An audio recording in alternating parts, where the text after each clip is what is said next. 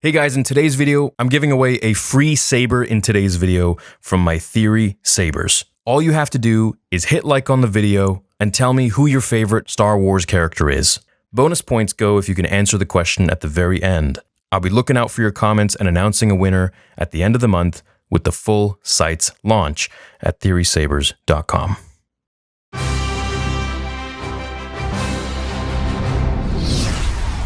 What if Anakin went to Utapau with Obi-Wan to kill Grievous? Now I'm going to make several different renditions of this story, and this one goes out to Wellesley, and if you saw my Instagram video, you know exactly what this is about. I think I got one of the most kind and sincere letters. Dear Star Wars Theory, hello, my name is Wellesley. I have 3 theory requests, if you don't mind. The first one is, what if General Grievous joined the Republic? The second one is, what if Ahsoka Tano never left the Jedi Order? The last one is, what if Obi-Wan and Anakin went to Utapau together during Revenge of the Sith? So in this one, we're going to do something a little bit far-fetched, and it might not make too much sense, but I think I've covered like every fan fiction out there, so we got to start doing some really crazy, unorthodox things, all in the name of good fan fiction. Obi-Wan felt the familiar tightness in his chest as the shuttle pierced Utapau's atmosphere. Anakin was a storm of barely contained darkness. Perhaps if he defeated Grievous, they would finally grant him the rank of Master. The nightmares of Padme's death were clawing away at his sanity. This mission was meant to be a turning point, but Obi-Wan's intuition nodded him. Victory could easily turn to tragedy. The battle raged as Master and Apprentice split up. Yet, there was a reckless abandon to Anakin's movements, less a Jedi Master's focus and more a barely controlled Inferno. Jedi Knight. Don't tell Anakin. What? Cornering Grievous, Anakin was a whirlwind of steel and fury. Skywalker, I didn't expect them to send the errand boy of the Jedi. The war ends here, Grievous. At last. There's nowhere to hide.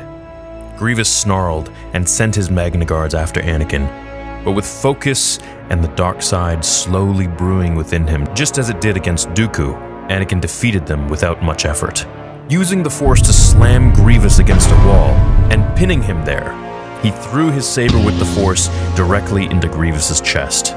Anakin was using the dark side.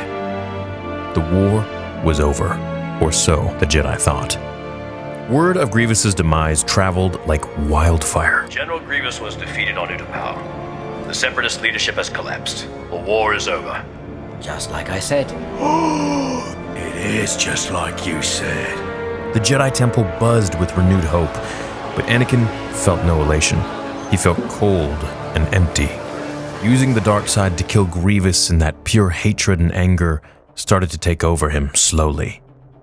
Upon returning to Coruscant, the Council asked for his and Obi-Wan's presence. Their praise was not muted. However, when it came to the discussion of the title of Master, well, Windu had this to say: "Your strength outgrows with every battle, Anakin. Yet, true mastery lies in the balance, a balance you struggle to maintain." Anakin's face twisted with barely controlled rage.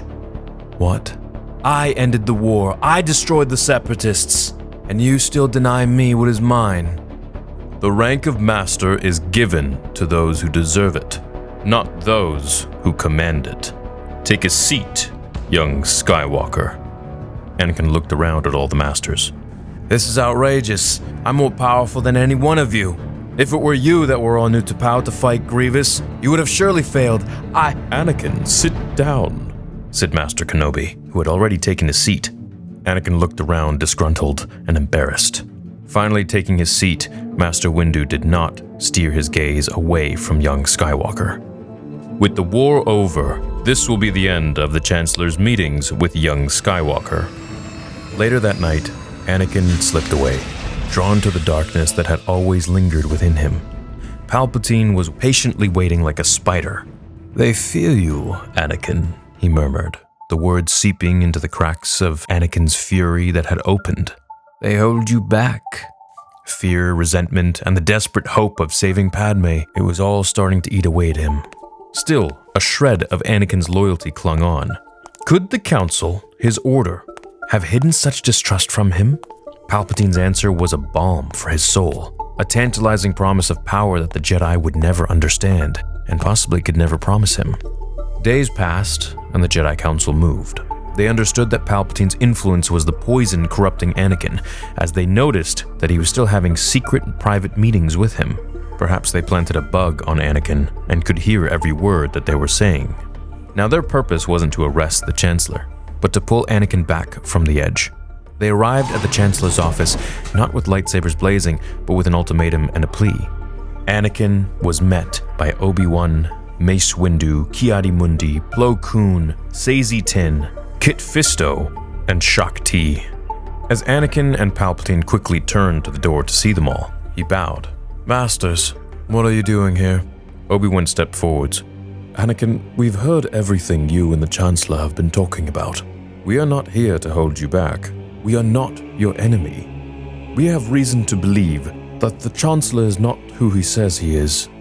Obi-Wan spoke, his voice laced with a grief that he couldn't fully hide. "He plays on your fears." "The Jedi have never truly trusted me," Anakin snarled, defiance masking the desperate pain in his eyes. "Why should I trust you now?" Tension in the room was very real.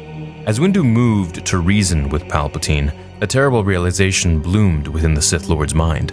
His carefully woven plan for all of these years, for over a decade, could be destroyed.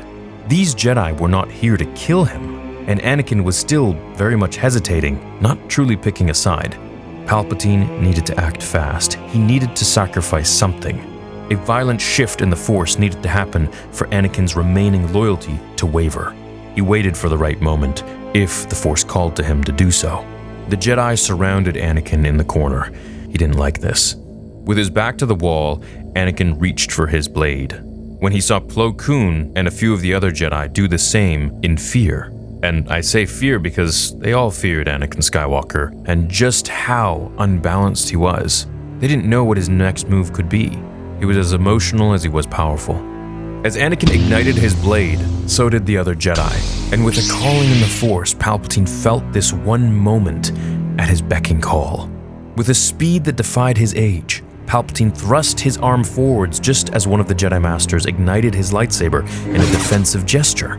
A scream pierced through the air. "Ah!" Not Anakin's, but Palpatine's, and the Chancellor slumped to the ground, clutching his severed forearm.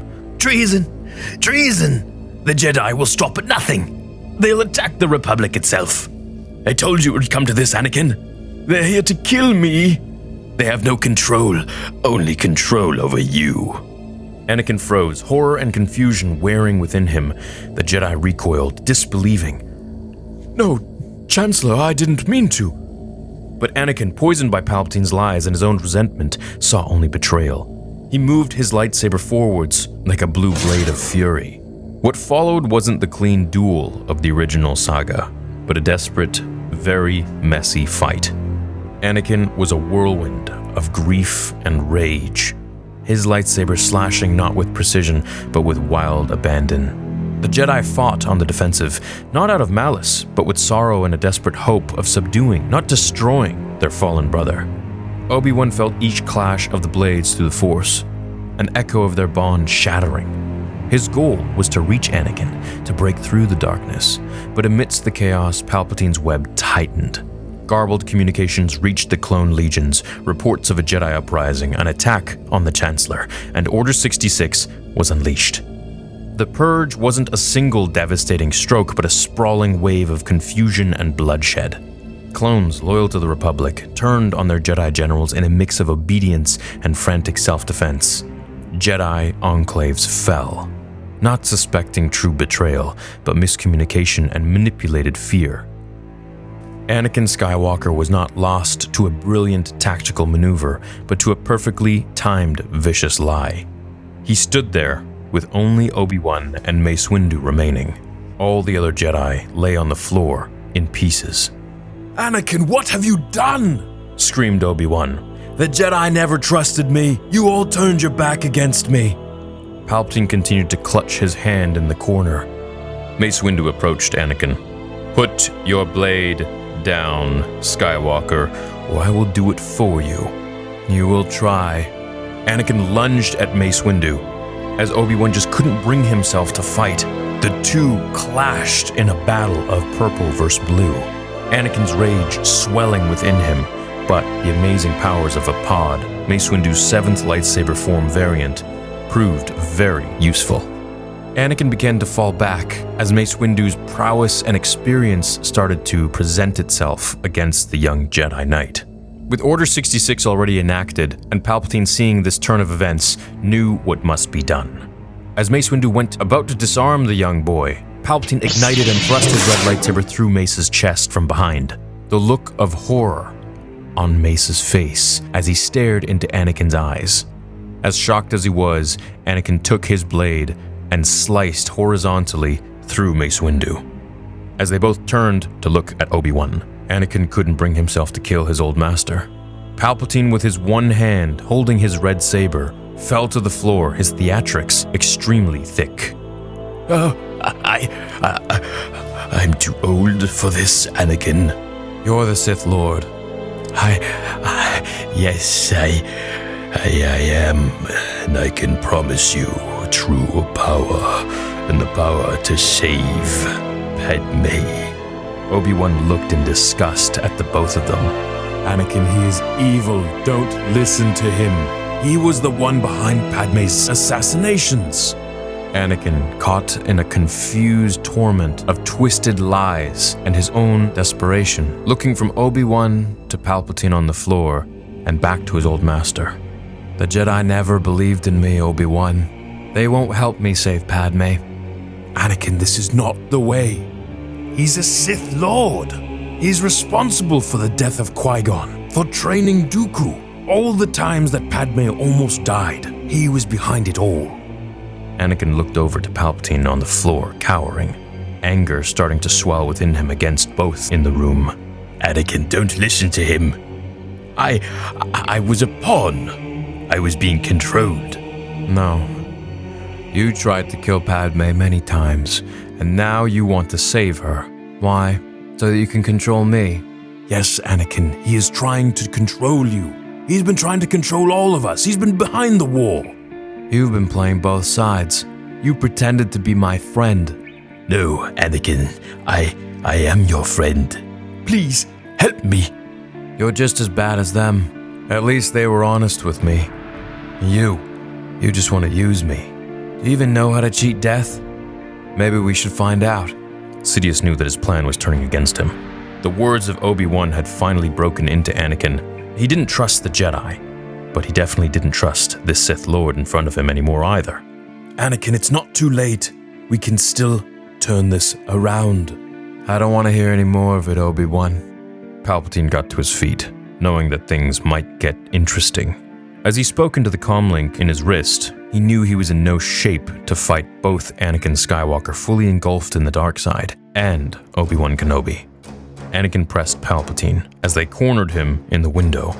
Sidious sent Anakin flying back with the Force as Obi-Wan Kenobi lunged at him, only to be flung back into a wall with lightning coursing his body.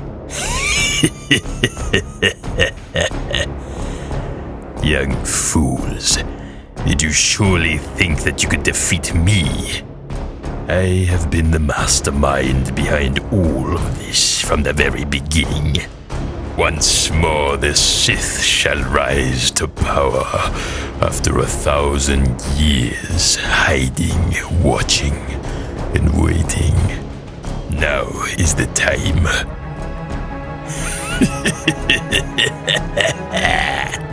As Anakin and Obi-Wan got back up to their feet, Sidious backed to the window as he tapped it with one finger, shattering it completely. As he stepped off the ledge staring at both of them, only to be caught by his ship, manned by clones, taking him far off into space. Anakin looked at Obi-Wan, and Obi-Wan looked back at him. Now is not the time, Anakin. We've got bigger problems. We must find Master Yoda. No, Obi-Wan. It is too late for me. Anakin, we must stick together, now. Who knows where he's gone? Who knows who he's going to bring? Master Yoda will never forgive me. There is no other choice. We are under war, Anakin. He controls the council. He controls the senates. And now he controls the clones. I need to go to the Mustafar system. I'll speak to the Separatists, and perhaps we can form some sort of alliance. I'll inform Master Yoda. I'm not sure what he's going to do with you. I understand. Go, Anakin, now. Yes, Master. Anakin went to his ship and flew off to the Mustafar system, where he would find the Separatists and approach them with a deal, telling them about what happened. Obi-Wan Kenobi would go to find Master Yoda on Kashyyyk.